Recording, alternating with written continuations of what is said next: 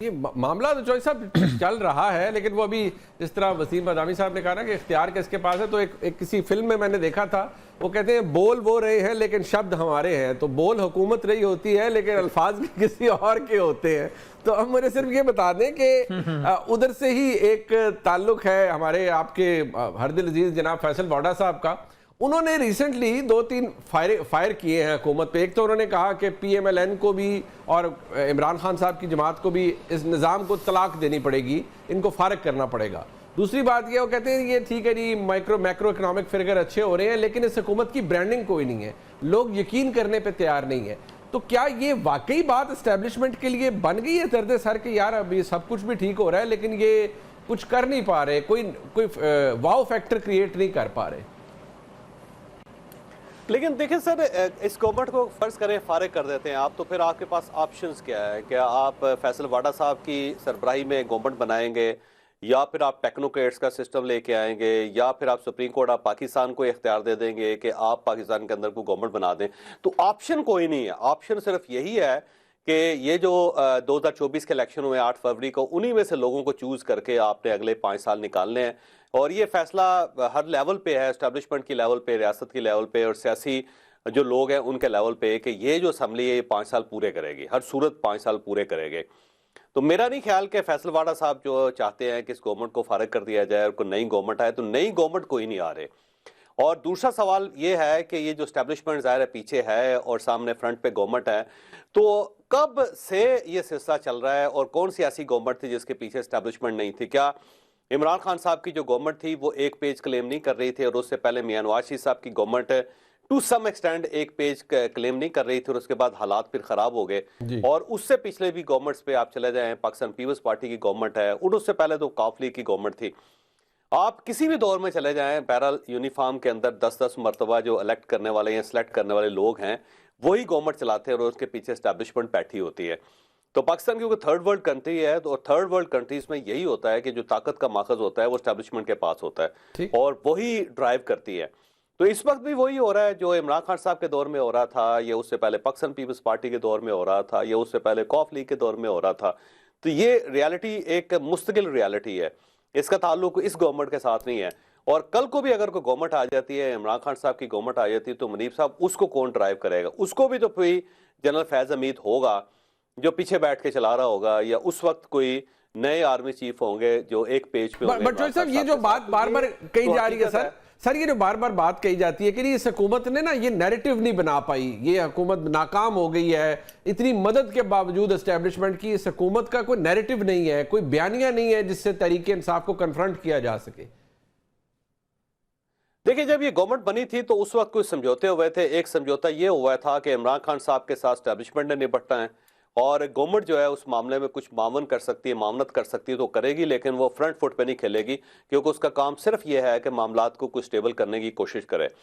और दूसरा ये है कि बयानिया ज़ाहिर है ही स्टेट के पास जब से इमरान खान साहब को निकाला गया है, बल्कि उससे पहले जब से इमरान खान साहब को लाया गया है, उस वक्त से बयानिया जो है वो स्टेट के पास चला गया, एस्टेब्लिशमेंट के पास चला गया। अब देखें ना, इमरान खान साहब को जो लाने का प्रोसेस था उसके अंदर सोशल मीडिया को इस्तेमाल किया गया, तो सोशल मीडिया उस वक्त से एस्टेब्लिशमेंट के हाथ में है।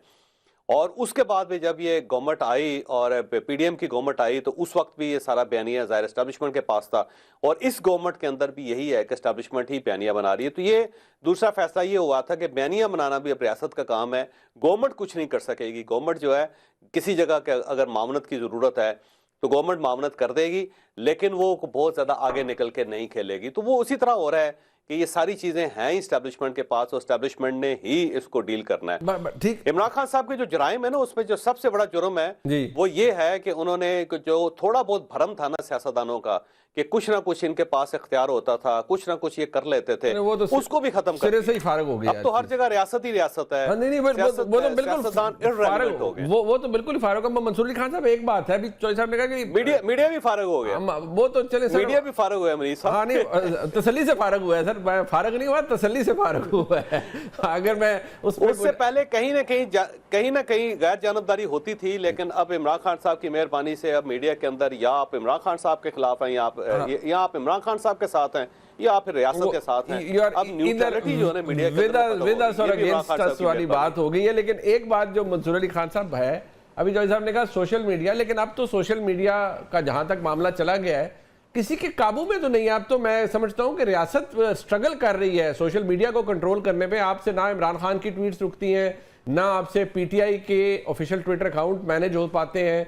इतना बड़ा बयानिया है जिसको अब डिजिटल दहशतगर्दी का नाम दिया गया है, and it is unfortunately but it is beyond everyone's control. So with this onslaught जो कि हो रही है पूरी दुनिया में सोशल मीडिया वाले मामले पे, आपको लगता है कि ये गवर्नमेंट इसी तरह सस्टेन कर सकती है और एस्टेब्लिशमेंट उसकी ढाल बन के ये गुजार सकती है टाइम, ये सारा जो चल रहा है? जी देखिए मुनीब साहब, जब एक ज़माने में आम अफराद के पास पिस्तौल नहीं होती थी तो गली मोहल्ले की जो बदमाशियां होती थी उसमें यही कहा जाता था उसके पास से चाकू निकला आया है, वो चाकू का इस्तेमाल करता है। और उस चाकू को काउंटर करने वाला जो पुलिस वाला होता था उस बेचारे के पास भी हथियार नहीं होता था, वो या तो डंडे के जोर के ऊपर काम चला रहा होता था। देन टाइम्स चेंज, जब लोगों के हाथ में हथियार आ गए तो पुलिस वालों के हाथ में भी हथियार आ गए। फ़र्क सिर्फ यहाँ पे ये है, दुनिया बहुत बदल चुकी है, इंफॉर्मेशन के जो तरीक़ाकार हैं वो बहुत ज़्यादा तब्दील हो चुके हैं। लेकिन अनफॉर्चुनेटली हमारे यहाँ पे चाहे वो रियासत हो, चाहे वो हुकूमत हो, या मैं नून लीग की अगर मैं बात करूँ, ये अभी भी 1990s के तरीक़ाकार जो हैं उसको अपना रहे हैं। ये समझ रहे हैं कि जनाब अखबार का दौर है, हम 4 कॉलम अपनी मर्जी से लिखवा लेंगे, फ्रंट अखबार के फ्रंट के ऊपर जो है वो 4 कॉलम की हमारी खबर कोई छप जाएगी और फिर सत्ते खैरा ने नवाज शरीफ साहब को ना इंटरव्यू देने की जरूरत है ना किसी से मिलने की जरूरत है। Times have changed now. अब हालात बहुत बदल चुके हैं। आप सिर्फ ये देख लीजिए कि इमरान खान साहब जेल के अंदर बैठे हुए हैं और जेल के अंदर से बैठ के इंटरव्यूज दे रहे हैं और इंटरनेशनल जरीदों को इंटरव्यूज दे रहे हैं। एब्सोल्युटली। मतलब जो शख्स अंदर बैठा हुआ है वो इंटरव्यूज दे रहा है, जो शख्स बाहर बैठा हुआ है वो इंटरव्यू देने की सकत ही नहीं रखता, वो कैमरे को फेस करने की सकत ही नहीं रखता। आप सिर्फ इसी से अंदाजा कर लीजिए ना कि उनको इस अंदर बैठ के इस बात का आइडिया है कि मुझे अपने लोगों से कनेक्ट करना कितना जरूरी है, चाहे वो सोशल मीडिया के जरिए हो। मैं आपको आज एक बात बताता हूं, पाकिस्तान तहरीके इंसाफ के जितने लीडर आप उठा लें, और मैं बैरिस्टर गौहर और सलमान अकरम राजा, शेख वकास अकरम, ये 3 बड़े ओहदे तो ये हो गए ना, leader of the opposition in national assembly, senate, भाई ये सब के सब एक तरफ और पाकिस्तान तहरीक इंसाफ की सोशल मीडिया टीम एक तरफ। ये मैं आपको बड़ा बावसूख तरीके से बात बता रहा हूं कि वो ज्यादा ताकतवर हैं, वो इन 5 अफराद से ज्यादा ताकतवर हैं। दे कैन डिक्टेट कि पाकिस्तान तहरीक इंसाफ की मूवमेंट किस तरह होगी। और खान साहब को इस बात का पता है कि ये जो लड़के हैं ना मेरे, ये मेरी असल पावर हैं। ये जो 5 बाबे हैं, I am sorry to use the word, मैं कोई बुरे सेंस में नहीं यूज कर रहा, लेकिन ये जो 5 बाबे हैं ये इतने अहम नहीं है मेरे लिए। लेकिन वो जो 400-500 लड़का बैठा है ना जो मेरे लिए सोशल मीडिया पे काम करता है, ये मुझे उठा सकता है और ये मुझे गिरा सकता है।